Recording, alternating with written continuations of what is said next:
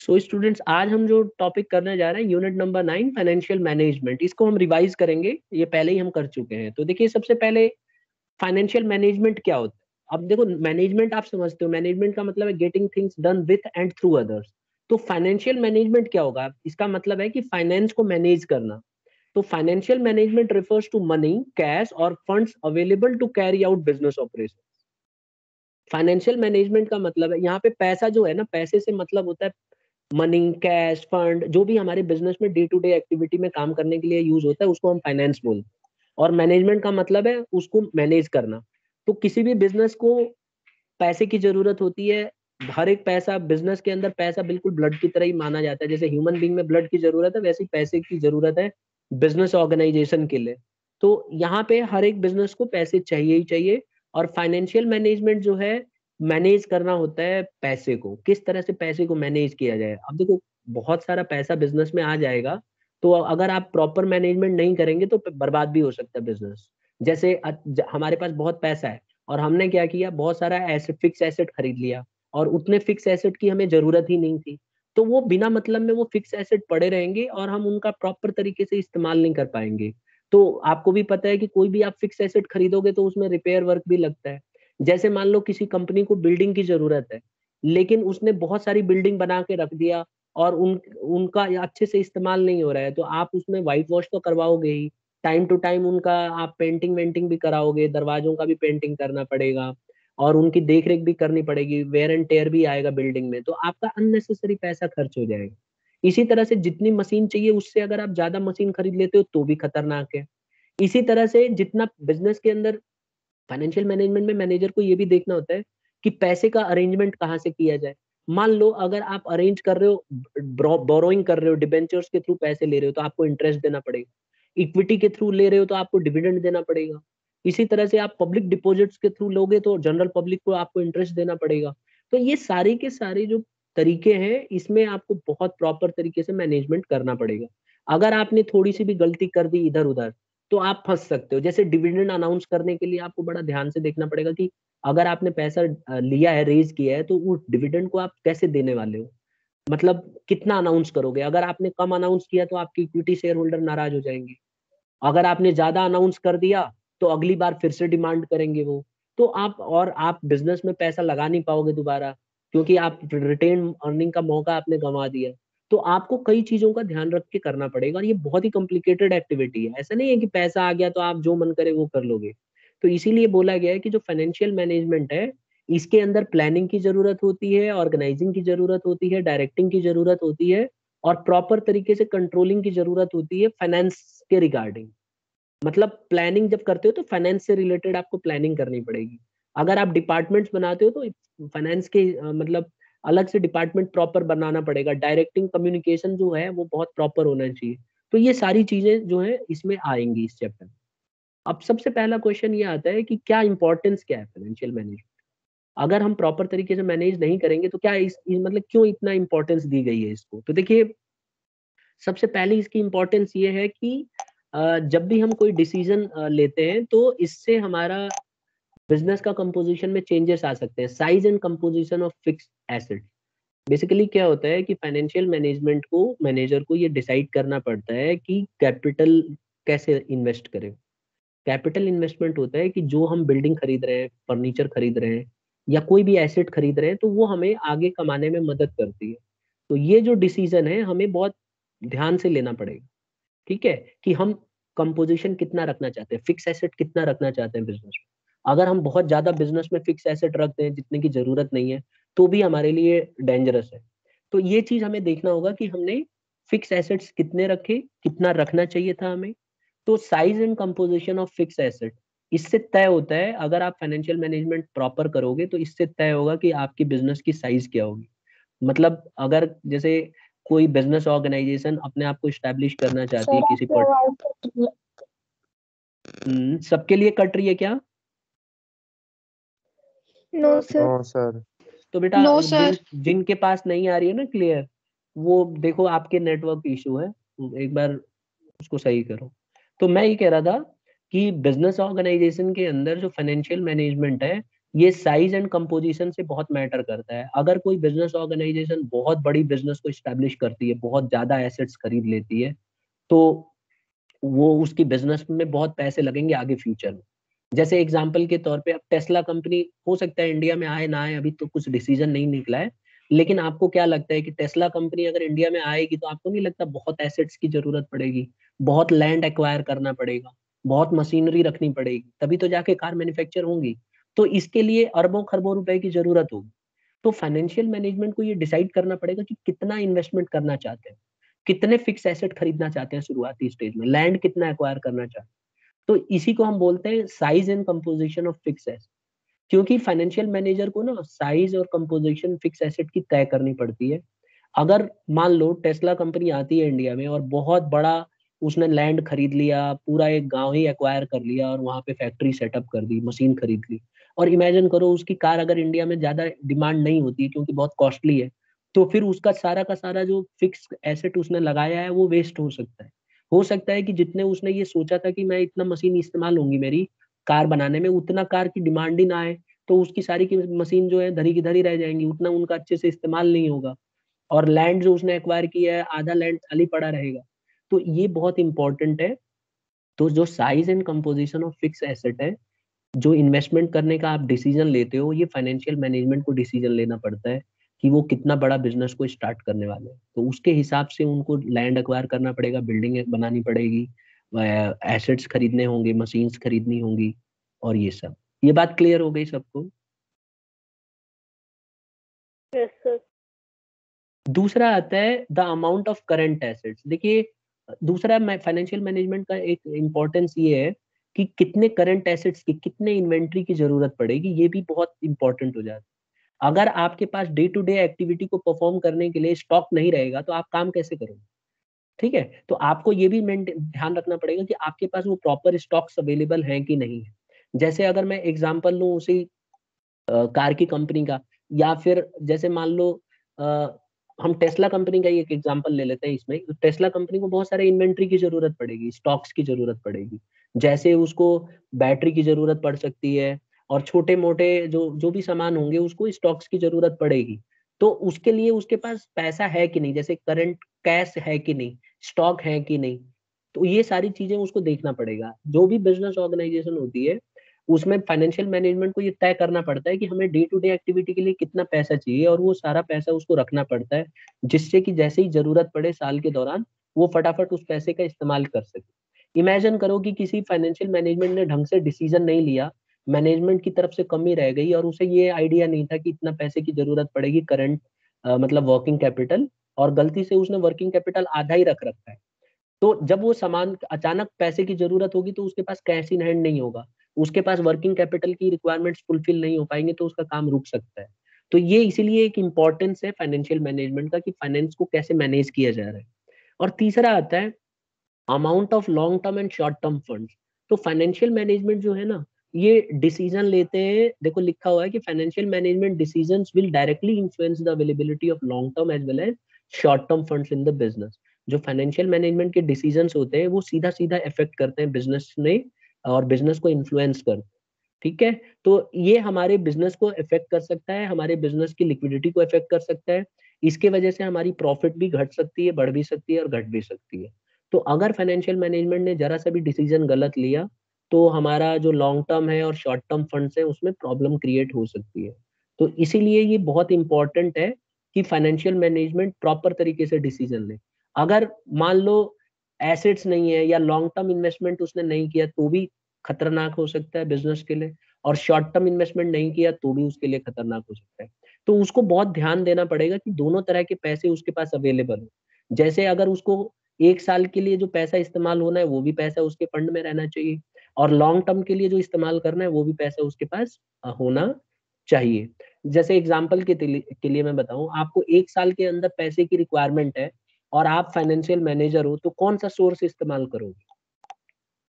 Yes, yes Kumar और yes Kaushik, बताइए कौन सा सोर्स बेटा आपको लग रहा है कि कंपनी को इस्तेमाल करना चाहिए? कैपिटल मार्केट में तो हम जा नहीं सकते, ये तो मानते हो ना आप? शेयर्स इशू नहीं कर सकते, प्रेफरेंस शेयर्स इशू नहीं कर सकते, डिबेंचर्स इशू नहीं कर सकते, या करना चाहोगे?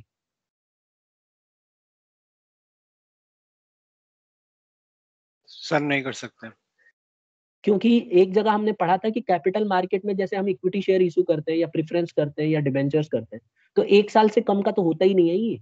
तो अगर आपको शॉर्ट टर्म फंड्स की जरूरत है तो कौन सा ऑप्शन चुनोगे यश कौशिक? आप अपना व्यू बताओ कि मतलब कौन सा तरीका अपनाओगे, क्या कहाँ से रेज करना चाहोगे, कौन सा ऑप्शन अवेलेबल है आपके लिए? मान लो आप फाइनेंशियल मैनेजर हो तो कौन सा ऑप्शन अवेलेबल? याद करो, मनी मार्केट में मैं हिंट दे रहा हूँ, मनी मार्केट में सिक्योरिटीज 1 साल तक के लिए इशू होती है कि नहीं? यस कौशिक,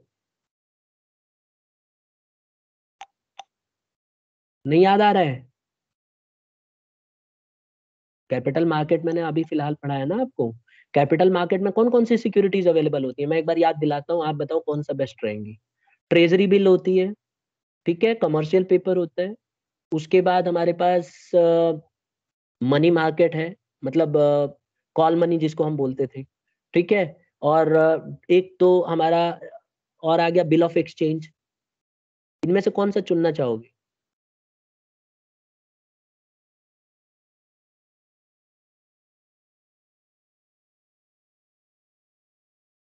यस कौशिक, मेरी आवाज आ रही है बेटा आप तक? समीर, कौन सा तरीका सही रहेगा 1 साल तक के लिए पैसे रेज करने हैं तो? समीर, मेरी आवाज आ रही है? एक बच्चा बताओ, मेरी आवाज आ रही है क्या? Yes sir. हाँ, तो कौन सा ऑप्शन चुनना चाहिए, कौन सा ऑप्शन चुनना चाहिए बताओ? ट्रेजरी बिल तो गवर्नमेंट ऑफ इंडिया आरबीआई की मदद से कमर्शियल पेपर। कमर्शियल पेपर, ठीक है, तो जब किसी कंपनी को पैसे की जरूरत होती है तो कमर्शियल पेपर इस्तेमाल कर सकती है। ये 1 साल तक के लिए होता है, 90 days to 1 year कह सकते हैं इसको, ठीक है, तो इसको हम इस्तेमाल कर सकते हैं। इसी तरह से पब्लिक डिपॉजिट्स हम इस्तेमाल कर सकते हैं, ठीक है, और भी बहुत सारे ऑप्शंस हैं, बिल ऑफ एक्सचेंज हम इस्तेमाल कर सकते हैं। तो ये तरीके हम इस्तेमाल कर सकते हैं। तो जब फाइनेंशियल मैनेजर को बड़ा ध्यान से देखना पड़ेगा कि कौन सा तरीका उसके लिए बेटर रहेगा। अगर उसने गलत डिसीजन लिया तो फंस सकता है। इसी तरह से लॉन्ग टर्म के लिए आप इक्विटी शेयर ले सकते हो, डिबेंचर्स ले सकते हो, प्रेफरेंस शेयर्स भी ले सकते हो। तो ये ऑप्शंस आपके पास अवेलेबल है, तो इसीलिए ये बहुत ही इंपॉर्टेंट हो जाता है। फिर आता है डेट और इक्विटी। देखो, अगर आप कोई पैसा लेते हो तो आपको डेट और इक्विटी का बैलेंस बना के लेना पड़ेगा। इक्विटी होता है इक्विटी शेयर्स और डेट होता है लॉन्ग टर्म बोरोइंग्स यानी कि डिबेंचर्स। तो अगर आप डिबेंचर्स के थ्रू पैसा रेज करते हो तो आपको ज्यादा मतलब इंटरेस्ट कम देना पड़ेगा, और अगर आप इक्विटी के थ्रू पैसा रेज करते हो तो आपको डिविडेंड ज्यादा पे करना पड़ेगा। तो दोनों का बैलेंस बना के रखना बहुत जरूरी है। तो डेट इक्विटी रेशियो को मेंटेन करने के लिए फाइनेंशियल मैनेजमेंट की बहुत इंपॉर्टेंस है। और प्रॉपर तरीके से अगर फाइनेंशियल मैनेजमेंट मतलब अगर मैनेजमेंट प्रॉपर होगा फाइनेंस का, तो हम दोनों को ही उसी हिसाब से करेंगे जिससे दोनों हमारी मदद कर सके, ठीक है। तो decisions regarding finance will determine amount of debt, equity capital, preference capital etcetera. तो जैसे हम डिसीजन लेंगे उसके हिसाब से हमें पता लगेगा कि हमें कितना उधार पे करना है, कितना हमें इक्विटी शेयर पे डिविडेंड देना है, कितना हमें प्रेफरेंस शेयर्स पे डिविडेंड देना है। तो ये तो फाइनेंशियल मैनेजर का के ऊपर है कि वो किस तरह से पैसे का इस्तेमाल करता है, ठीक है। और एक इसकी इंपॉर्टेंस ये भी है फाइनेंशियल मैनेजमेंट की कि all items in the profit and loss account, कह रहा है कि फाइनेंशियल मैनेजमेंट डिसीजंस जो है ना पीएनएल अकाउंट को इफेक्ट करेगा सीधा सीधा। मैं इसको ऐसे समझाता हूँ, जैसे मान लो आपने क्या किया, डिबेंचर्स के थ्रू रेज किया पैसा, तो डिबेंचर्स के थ्रू आपने रेज किया तो इसके ऊपर आपको इंटरेस्ट देना पड़ेगा। तो इंटरेस्ट आपको हर साल देना पड़ेगा, it is a charge against profit. तो इसको आपको पीएनएल अकाउंट में खर्चे को दिखाना पड़ेगा, तो खर्चा दिखाओगे तो आपका प्रॉफिट ऑटोमेटिकली कम हो जाएगा। अगर आप यही चीज मान लो बैंक से लेते हो तो बैंक को अलग से आपको इंटरेस्ट देना पड़ेगा। तो कौन सा ऑप्शन आपने चुना उसके हिसाब से आपका इंटरेस्ट बढ़ भी सकता है और घट भी सकता है, ठीक है। तो आप अगर मान लो बोरोड फंड्स के थ्रू लेते हो तो आपको ज्यादा इंटरेस्ट देना पड़ सकता है, तो आपको उसके हिसाब से प्रॉफिट और लॉस इफेक्ट दिखाए। अगर आपने कोई ऐसा सोर्स लिया जिसमें इंटरेस्ट का रेट ज्यादा है तो आपका उस साल का प्रॉफिट घट जाएगा। और अगर आपने कोई ऐसा सोर्स लिया है जिसमें इंटरेस्ट आपको कम देना पड़े तो उससे आपका इंटरेस्ट थोड़ा घट जाएगा। जैसे मान लो अगर आप 1 साल के लिए या 2 साल के लिए पैसा उधार लेते हो बैंक से, तो बैंक वाले आपसे ज्यादा इंटरेस्ट चार्ज करेंगे उसी पैसे की। ठीक है, तो आपको ज्यादा इंटरेस्ट देना पड़ेगा तो आपका प्रॉफिट घट के आएगा। लेकिन अगर आप यही डिबेंचर्स के थ्रू लोगे तो थोड़ा सा रेट ऑफ इंटरेस्ट कम होता है डिबेंचर्स में, तो आपका जो प्रॉफिट है उस साल थोड़ा ज्यादा आ सकता है। तो आपके ऊपर है कि आपने किस तरह से डिसीजन लिए। तो इसके वजह से profit and loss directly indirectly effect करेगा।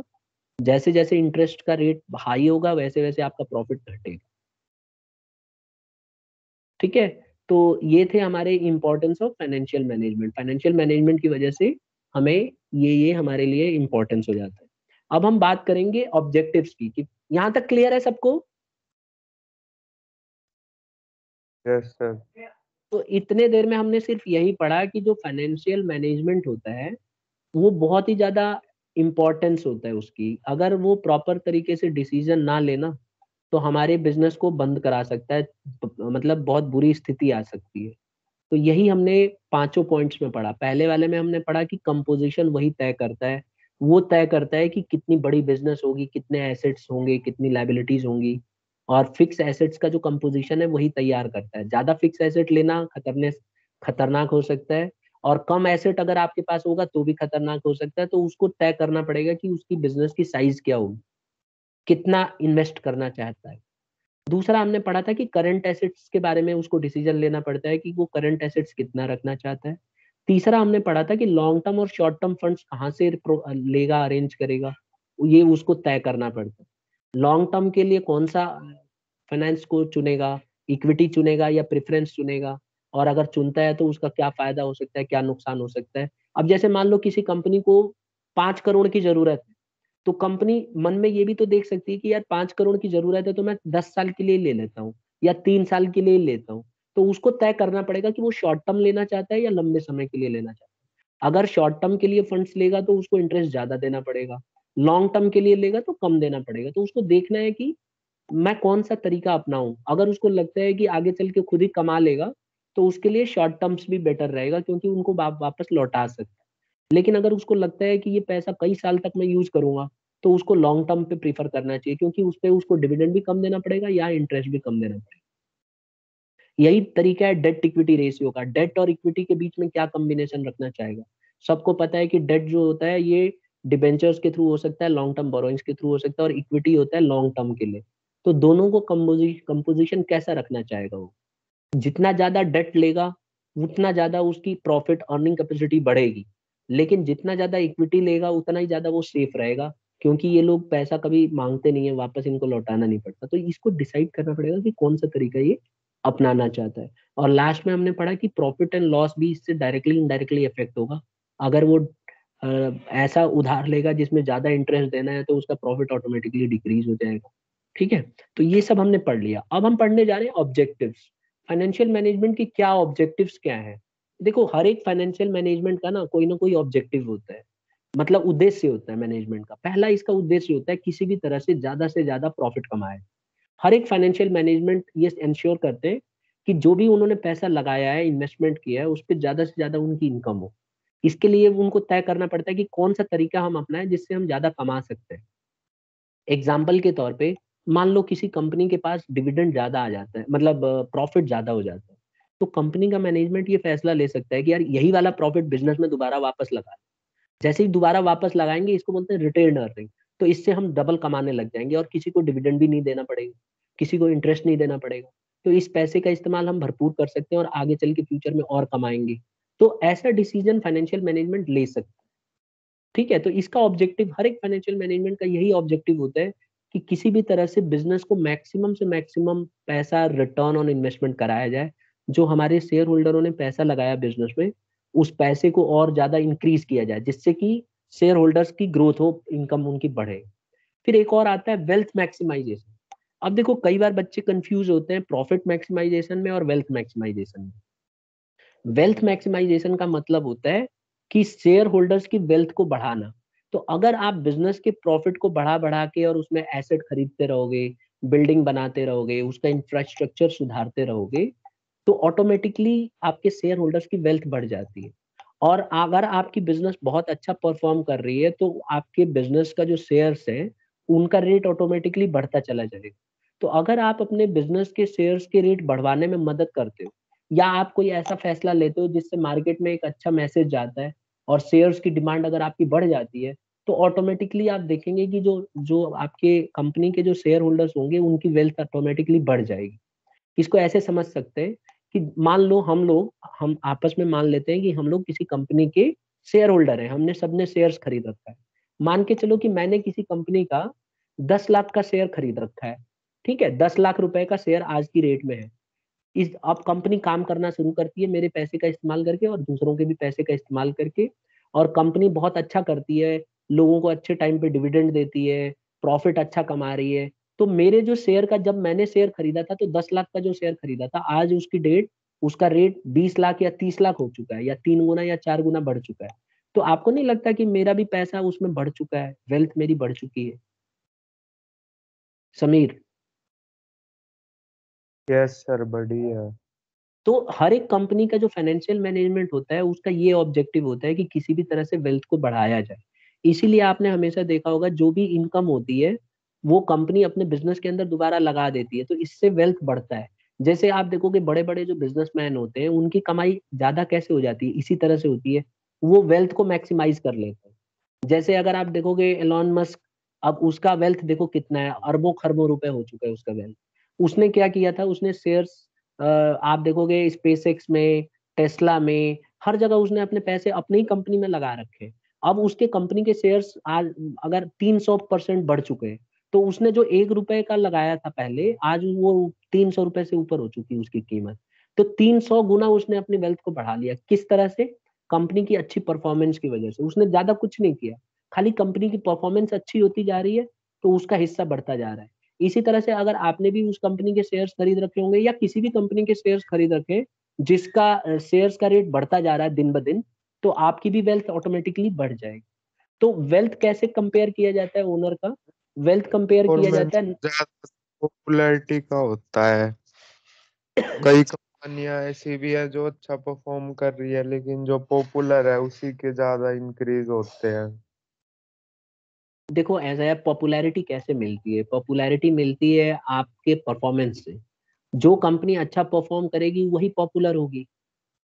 कई बार क्या होता है कि कंपनी ना, पॉपुलैरिटी में एक फायदा ये हो जाता है कि आप ओवररेटेड हो जाते हो। असली में आपकी बिजनेस की कीमत उतनी नहीं होती जितनी मार्केट में लोग कीमत बढ़ा देते हैं, या फिर एक हल्ला हो जाता है। यही कह रहे हो ना कि माउथ पब्लिसिटी अच्छी खासी हो जाती है, हम लोग उसके बारे में यस बात सर। करने लग जाते हैं।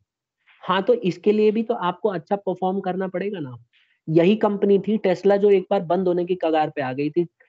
इसका ओनर जो है एलन मस्क गया था बेचने के लिए, अमेजोन के ओनर के पास गया था। अगर आप इसके पीछे की कहानी पढ़ोगे तो अमेजोन का जो ओनर है ना, बेजोस, उसके पास गया था कि मेरा ना टेस्ला के शेयर सर खरीद लो, ये कंपनी मेरे से चल नहीं पा। तो उसने मना कर दिया था खरीदने से। तो उस समय तो इसकी वैल्यू बहुत खत्म हो रही थी ऑलमोस्ट, क्योंकि इसके पास इतना पैसा ही नहीं था कि इसको अफोर्ड कर सके। बाद में देखो आज की डेट में नहीं बेचा तो इसको फायदा हो गया। तो पॉपुलर तो हुआ ना, ये अपने परफॉर्मेंस की वजह से पॉपुलर हो। ऐसा नहीं है कि डे वन से ही पॉपुलर हो। ठीक है, इसने कुछ ऐसे स्टेप्स लिए जिससे इसकी पॉपुलैरिटी बढ़ गई है। ठीक है, अब ये तो आपके अपने अपने टेक्निक हो सकते हैं कि किस तरह से आप अपने पॉपुलैरिटी को बढ़ाते हो। लेकिन इतना मैं जरूर जानता हूँ कि आप, अगर कोई कंपनी अच्छा परफॉर्म कर रही है और सालों से परफॉर्म अच्छा कर रही है, तो लोग उसके शेयर जरूर खरीदते हैं और मार्केट में उसकी डिमांड बढ़ती है। और जैसे जैसे उसकी डिमांड बढ़ेगी ऑटोमेटिकली उसके जितने भी शेयर होल्डर्स हैं सबकी वेल्थ बढ़ जाएगी। और यही मैनेजमेंट का इम्पोर्टेंट रोल है। जो फाइनेंशियल मैनेजमेंट होते हैं उनका ये रेस्पॉन्सिबिलिटी है, उनकी ऑब्जेक्टिविटी है कि वो किसी भी तरह से वेल्थ को मैक्सिमाइज कर। Is this point clear? कौन से दो ऑब्जेक्टिव हमने पढ़े? एक और हमने मैं ये पढ़ा, कह रहा हूँ कि परफॉर्मेंस तो सभी कंपनियों की अच्छी होगी, तभी तो उन्हें शेयर इशू करने को मिला है। लेकिन पॉपुलैरिटी के उसी पे तो वैल्यू राइज होगी, चलो वरना शेयर तो मैं तभी। एक एग्जांपल देता हूँ। ऐसे बहुत सारी आपको कंपनी मिल जाएंगी जिनकी परफॉर्मेंस पहले अच्छी थी, अब आज की डेट में खराब हो रही है। तो आज की डेट में उनकी परफॉर्मेंस खराब हो रही है तो उनके शेयर्स के रेट घटते जा रहे हैं। तो जरूरी थोड़ी ना है कि परफॉर्मेंस एक बार अच्छी होगी तो आगे चल के अगले साल भी अच्छी हो। जब ये लोग एनुअल रिपोर्ट अपनी देते हैं साल के एंड में, तो आप उसमें देखते हो ना कि कौन सी कंपनी ने इस साल प्रॉफिट अच्छा कमाया। अगर कोई कंपनी हर साल लॉस में जा रही है तो उसके शेयर्स के रेट घट जाएंगे। जैसे वोडाफोन का एग्जांपल ले लो। वोडाफोन हमारे इंडिया में भी है, ऑटोमोबाइल कंपनी है। कहाँ ऑटोमोबाइल कंपनी कह रहा हूँ, सॉरी, टेलीकॉम कंपनी है यूके की। अब उस शुरू में उसने बहुत अच्छा किया तो उसके शेयर्स के रेट बहुत ज्यादा थे। अब वो कंपनी लॉस में चल रही है, कई साल से इंडिया में लॉस में जा रही है कंपनी। ठीक है, तो यहाँ पे क्या हुआ, उसके शेयर्स के रेट घटते जा रहे हैं। तो उसकी परफॉर्मेंस ही डिसाइड करती है कि उसके शेयर्स के रेट बढ़ेंगे या घटेंगे। ठीक है। Yes sir. अब जैसे मान लो एग्जांपल के तौर पे, मैंने सपोज करो मैंने वोडाफोन का शेयर खरीद रखा है 10। अब मुझे पता है कि वोडाफोन अच्छा नहीं कर रहा है, और मैं उसको ट्रैक कर रहा हूँ, उसका न्यूज रोज रोज देख रहा हूँ, न्यूज़पेपर में उसका आ रहा है। अभी कुछ महीने पहले कोर्ट ने बोला था, इंडिया में उसने टैक्स नहीं दिया था प्रॉपर तरीके से, तो कोर्ट ने बोला आप टैक्स का पेमेंट करो पहले। तो उसने फिर बोला कि भाई मैं ऐसे नहीं कर पाऊंगा, मैं तो फिर यहाँ इंडिया से खाली करके चला जाऊंगा। तो कोर्ट ने क्या बोला उसको, सुप्रीम कोर्ट ने, ठीक है फिर यहाँ से दफा हो, फिर नहीं तुमसे संभल रहा है तो जाओ, पैसा दे के जाना, अपनी एसेट्स बेच देना, जो पैसा आएगा हमारे को टैक्स चाहिए गवर्नमेंट को। तो जो जिसने पैसा लगा रखा है, जब वो अगले दिन न्यूज पढ़ेगा तो उसको पता चल जाएगा भाई ये तो खतरनाक सिचुएशन हो रही है। तो मैं चाहूंगा कि मैं अपने शेयर को थोड़ा सस्ते रेट में ही बेच लूं। मतलब मुझे डर लगेगा कि भाई कहीं ऐसा ना हो कि आज रेट, मेरे शेयर का रेट 100 रुपए, कल को 20 रुपए ना हो जाए। तो ये तो डर रहता ही है। ठीक है।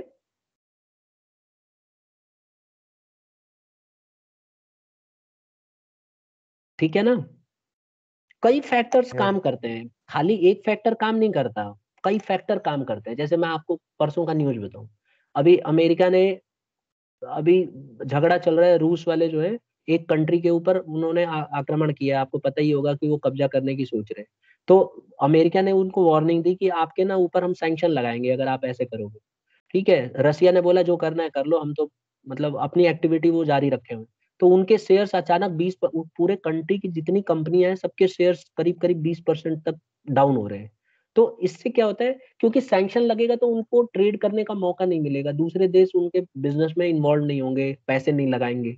तो वो कंट्री में जितनी भी कंपनियां, सबको डैमेज होता है। तो एक छोटे से डिसीजन से सभी कंपनी इफेक्ट होती है, परफॉर्मेंस उनकी घट जाती है। जैसे पाकिस्तान का ले लो एग्जाम, पाकिस्तान में आप देखो, पाकिस्तान के ऊपर इतने सारे सैंक्शंस लगे हुए हैं, ठीक है, उग्रवादी घटना करवाते हैं, इस तरह से इन्वॉल्व रहते हैं, तो उनको ब्लैक लिस्ट में, अभी तो ग्रे लिस्ट में है। ग्रे लिस्ट में क्या होता है कि दूसरे देश, जल्दी से लोन नहीं मिलता इन कंपनियों को और लोग पैसा नहीं लगाते, कोई भी आदमी। जैसे अब मैं इंडिया का हूँ, तो मुझे अगर शेयर खरीदना है तो मैं पाकिस्तान की किसी कंपनी का शेयर नहीं खरीदूंगा, मुझे पता है वहां उग्रवादी पल रहे हैं, पता नहीं कब क्या हो जाए, कब धमाका हो जाए। तो इसीलिए लोग वहां पैसा नहीं लगाना चाहते, तो कई बार परफॉर्मेंस ऐसे भी खराब होती। तो फाइनेंशियल मैनेजमेंट के अंदर जो जो मैनेजमेंट है उसको ये तय करना होगा। जैसे मान लो कोई कंपनी है और पाकिस्तान में कंपनी है, तो वहां के मैनेजमेंट को भी तो पता है कि बाहर के लोग हमें पैसा नहीं देंगे, तो वो बाहर के लोगों से पैसा ही नहीं मांगेंगे। ठीक है, ग्लोबल डिपॉजिटरी रिसीट वो नहीं इशू करेंगे, उनको पता है बाहर के लोग पैसा लगाएंगे ही नहीं हमारे देश में। अब इंडिया में अच्छा कल्चर है, इंडिया में आप देखो बिजनेस बढ़ती जा रही है, इंडिया अच्छा कर रही है, तो इंडिया में आसानी से ग्लोबल डिपॉजिटरी रिसीट मिल जाएगा। फॉरेन इन्वेस्टमेंट खूब सारा लग रहा है इंडिया में। एक दिन मैंने आपको लिस्ट भी दिखाई थी शायद, तो फॉरेन इन्वेस्टमेंट भी बहुत, बाहर के लोग बहुत पैसा लगा रहे हैं इंडिया में, क्योंकि उनको पता है कि इंडिया में यूथ बहुत है, काम करने वाले लोग बहुत हैं, नॉलेजेबल लोग बहुत हैं। आप देखो इंडिया के बहुत सारे सीईओ दूसरे देशों में बने बैठे हैं। तो एक अच्छा प्रोस्पेक्ट है, इसलिए आप देखो कि इंडिया की कंपनी कोरोना के समय भी अच्छा परफॉर्म करी है। तो वेल्थ मैक्सिमाइजेशन इस तरह से होता है, जैसे जैसे परफॉर्मेंस बढ़ेगी वेल्थ बढ़ता जाएगा। ठीक है। इसके अलावा और भी बहुत सारे ऑब्जेक्टिव्स होते हैं फाइनेंशियल मैनेजमेंट। एक ऑब्जेक्टिव होता है to ensure regular and adequate supply of fund. हर एक फाइनेंशियल मैनेजमेंट चाहता है कि रेगुलर सप्लाई होती रहे बिजनेस के अंदर। जैसे कई बार क्या होता है ना कि बिजनेस के अंदर पैसा अगर नहीं रहेगा तो आगे चल के काम कैसे करोगे आप।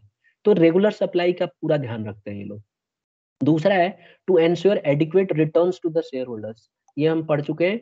Optimum utilisation of other funds, जैसे जो हमने रिसोर्सेस, जो हम लोगों ने फंड्स लिए हैं, उनका प्रॉपर तरीके से यूटिलाइज करें।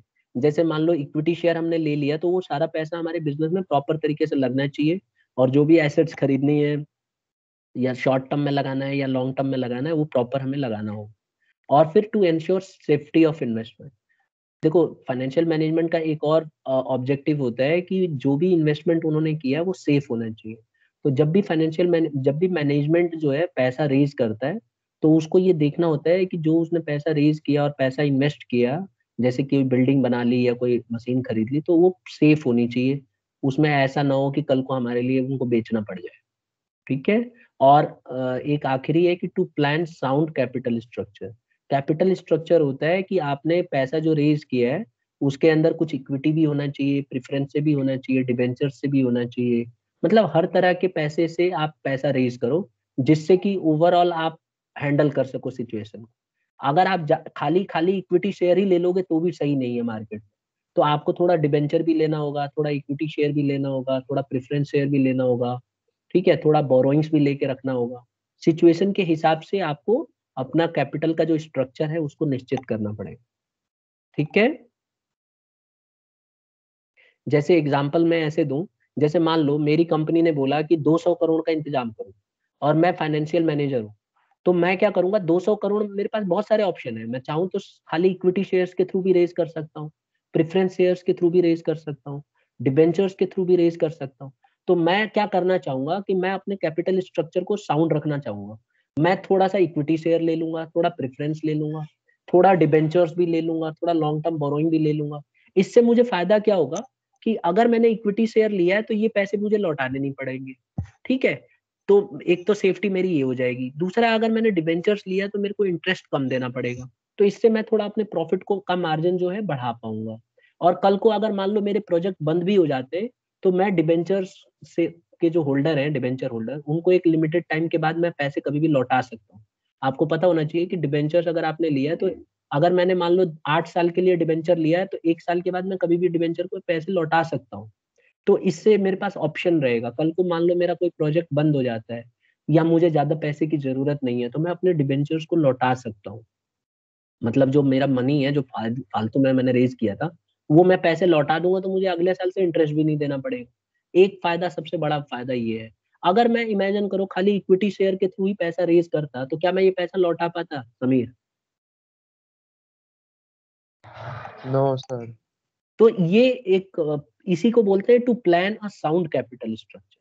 तो मुझे फाइनेंशियल मैनेजर देखो कितने मेन मेन काम कर रहे हैं, ये सारे ऑब्जेक्टिव्स ये लोग फुलफिल करते हैं। ठीक है, तो जब भी फाइनेंशियल डिसीजन लिया जाता है तो इसका फोकस 3 चीजों पे रहता है। नंबर 1 इन्वेस्टमेंट, नंबर 2 फाइनेंसिंग और नंबर 3 डिविडेंड डिसीजन। तो 3 तरह के डिसीजंस लेता है फाइनेंशियल मैनेजर और तीनों डिसीजन को हम बोलते हैं फाइनेंस फंक्शन या फाइनेंशियल डिसीजंस। तो 3 तरह के डिसीजन लेता है बेसिकली, एक लेता है इन्वेस्टमेंट डिसीजन, दूसरा लेता है फाइनेंसिंग डिसीजन और तीसरा लेता है डिविडेंड डिसीजन। ठीक है, तो अगली क्लास में जब हम रिवीजन करेंगे तो हम ये तीनों डिसीजन के बारे में पढ़ेंगे कि इन्वेस्टमेंट डिसीजन में क्या डिसीजन लेता है, फाइनेंसिंग में क्या डिसीजन लेता है और डिविडेंड में क्या डिसीजन लेता है और क्यों ये डिसीजन इंपॉर्टेंट होते हैं। ठीक है, तो नेक्स्ट क्लास में हम इसी को रिवाइज करेंगे। किसी को डाउट है यहाँ तक?